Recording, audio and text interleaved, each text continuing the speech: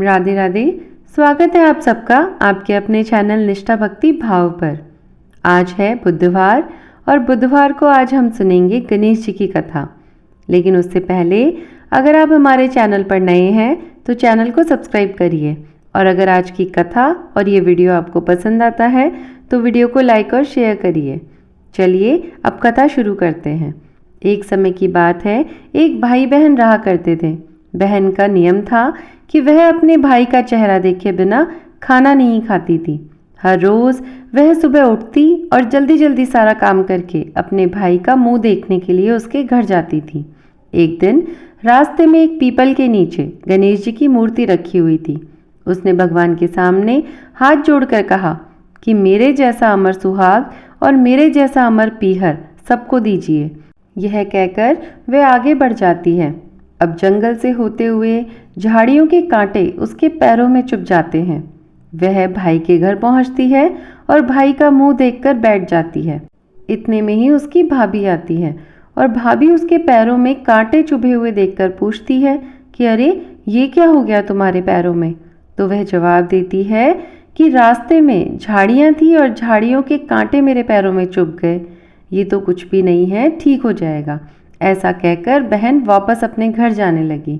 जब वह वापस अपने घर जा रही थी, अब बहन के जाने के बाद में जब उसका भाई सोकर उठा तो भाभी ने उसके भाई को कहा कि आपकी बहन आपसे मिलने के लिए आई थी, लेकिन उसके पाँव में बहुत सारे कांटे चुभ गए हैं, तो आप उस रास्ते को साफ करवा दीजिए जिससे आपकी बहन आपसे मिलने आया करती है।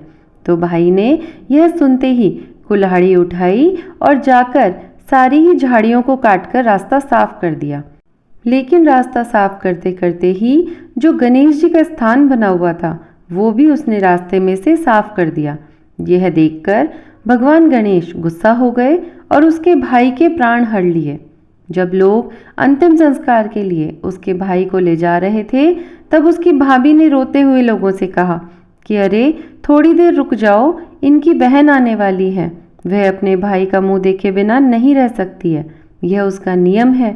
तब लोगों ने कहा आज तो देख लेगी, पर कल कैसे देखेगी। अब हमेशा की तरह बहन अपने भाई का मुंह देखने के लिए जंगल में से निकली। जंगल से होते हुए जब वह जा रही थी तो उसने देखा कि सारा रास्ता साफ किया हुआ है। जब वह आगे बढ़ी तो उसने देखा कि सिद्धिविनायक को भी वहां से हटा दिया है।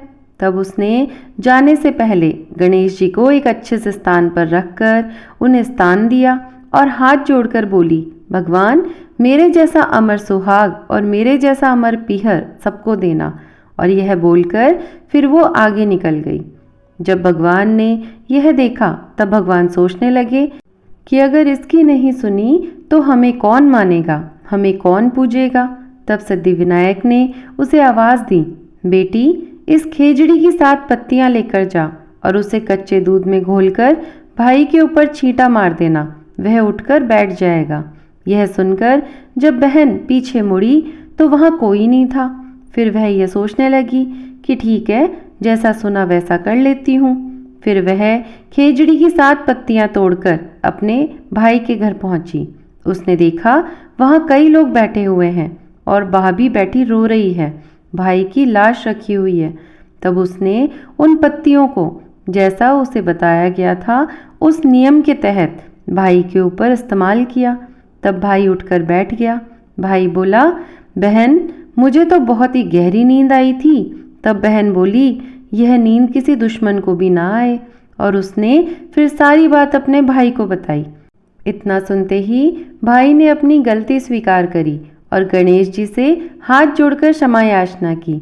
भाई के साथ साथ ही भाभी ने भी गणेश जी का बहुत ही आदर सत्कार के साथ में पूजन हवन करवाया।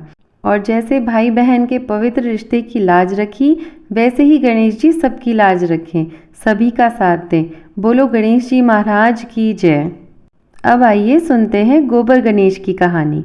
तो एक समय की बात है, भारत के एक छोटे से गांव में राम नाम का एक किसान रहता था।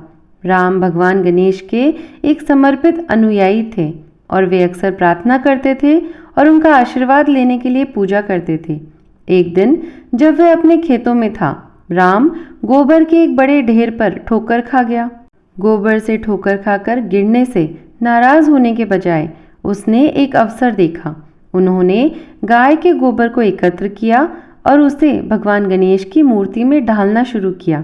जब वह मूर्ति पर काम कर रहा था तो गांव के बच्चों का एक समूह आया और उसका मजाक उड़ाने लगा।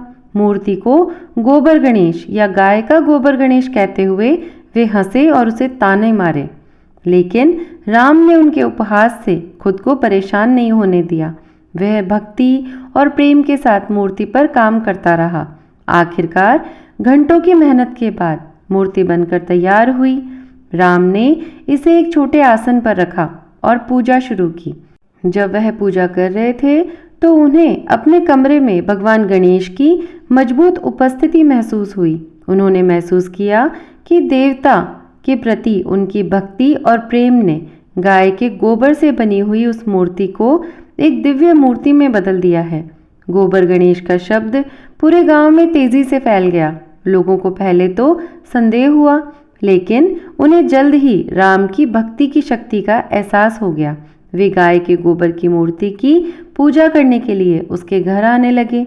साल बीतते गए और गोबर गणेश गांव में भगवान गणेश के लिए भक्ति और प्रेम का प्रतीक बन गया। दूर दूर से लोग इस अनूठी मूर्ति की पूजा अर्चना करने पहुंचते। कभी राम को ताना मारने वाले बच्चे भी जब इस जश्न में शामिल हो गए। उस दिन से राम हर साल गोबर गणेश बनाते रहे और लोग दिव्य मूर्ति की पूजा करते रहे। यह गांव में एक परंपरा बन गई और एक अनुस्मारक बन गई कि सच्ची भक्ति और प्रेम किसी भी चीज को पवित्र और दिव्य रूप में बदल सकते हैं। तो बोलिए गणेश जी महाराज की जय। तो ये थी गणेश जी की कुछ कथाएं। उम्मीद है आज का वीडियो आपको पसंद आया होगा। ऐसी और भी कथाएं सुनने के लिए आपको चैनल को सब्सक्राइब करना है। ऐसी और भी कथाएं मैं आपके लिए लाती रहूंगी। तब तक के लिए धन्यवाद। राधे राधे।